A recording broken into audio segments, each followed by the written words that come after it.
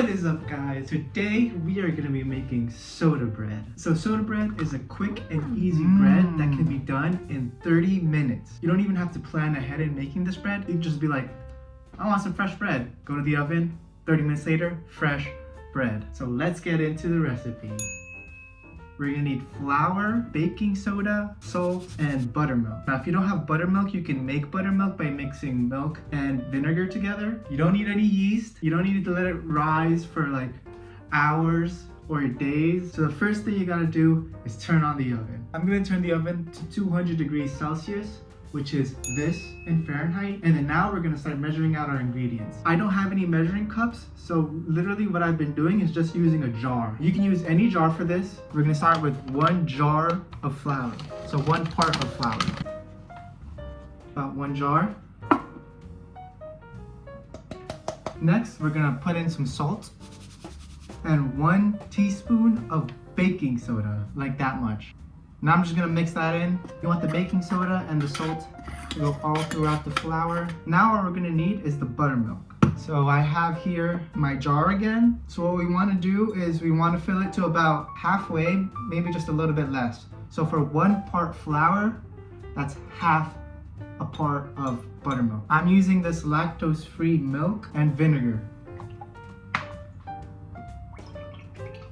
Like that much. That might be too much. I might not use all of it, but around half or a little less than half usually. And it doesn't need to be perfect. I've just been eyeballing this whole time, and it usually turns out fine. Mix it up together and let it sit for a while. It's gonna start getting a little thicker. You can grease the pan while you wait. I'm just gonna use some butter to grease it down. Nice and buttery. I think the buttermilk is good now. I'm gonna pour most of it in and then mix it together. Yeah. All right, we're gonna mix it. I'm gonna use my hands to get in there.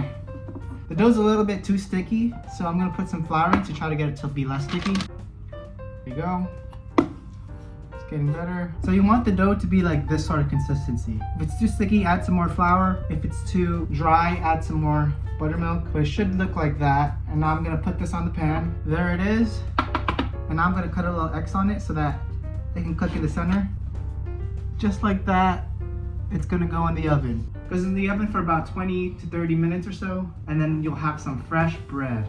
So that's just the base recipe. You could add like whatever you want to this bread to kind of make it unique. Sometimes I like to add chocolate chips and honey to it to make like a more sweeter bread, or you know, you can add any herbs or spices that you want. I'll make the sweet bread too as well. Here it is in the oven. You see it's gonna start puffing up and it's gonna get even bigger and it's gonna be even more delicious. And look how much it's puffed up.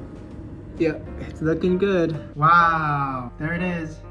Soda bread. We're gonna let it rest for a bit to cool down and sort of set inside the middle, and then we'll give it a taste test. Soda bread. Take a look. Smells delicious. Crust is crunchy. Let's open it up. Wow. The inside's nice and soft.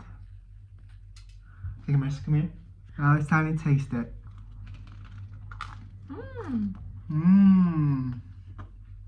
It's really good.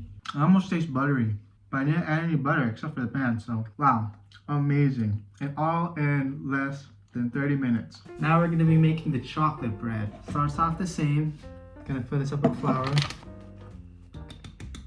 Flour and teaspoon of baking soda. Do like that much. And gonna add a little bit of salt. And for this one, I'm gonna actually add some butter into the flour. I'm just gonna like mush it in with my hands. Butter in. Now I'm crushing the butter into the flour until it gets kind of like shaggy. You know what I'm saying? So it's gonna be like kind of dryish, peak clumps like this. All right. And now we're gonna take some dark chocolate with a knife, sort of chop it up into tiny pieces. I'm gonna take about like 4 pieces. Now you chop it up. Chop it up into like this sort of consistency, and that's gonna go into the dry flour. If you have sugar, also add that in to the dry. I'm gonna be using honey, so I'm gonna add the honey into the buttermilk mixture and kind of mix that together. There's the chocolate inside the flour. Mix it in there. Now I have to make the buttermilk. Here's the buttermilk. I'm gonna add some honey, maybe like 2 teaspoons. 2.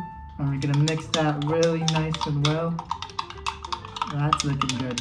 I'm gonna add the milk into the flour, and I think I'm just gonna mix it by hand.